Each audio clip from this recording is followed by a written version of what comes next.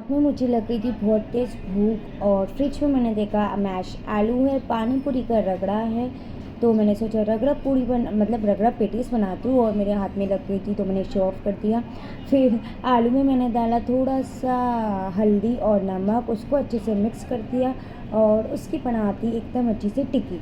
मैंने 2 टिक्की बनाया था, एक रगड़ा के लिए और एक ऐसे मुझे मन था खाने के लिए। फिर मैंने दोनों टिक्कियों को अच्छे से हल्के तेल में फ्राई कर लिया था, सेक लिया था। और रगड़े को मैंने माइक्रोवेव में थोड़ा सा गर्म करने लग दिया था। टिक्की डाली, प्याज डाला और थोड़ा सा नींबू डाला। नींबू डालने से टेस्ट बहुत ही अच्छा आता है। बाज़ार से मैंने मीठी चटनी लाई हुई थी तो वो डाला। मम्मी चटनी का डिब्बा खोलते खोलते चटनी मेरे कपड़े में और नीचे गिर गई थी, तो ग्रीन चटनी मम्मी ने घर पे बनाया था वो डाला।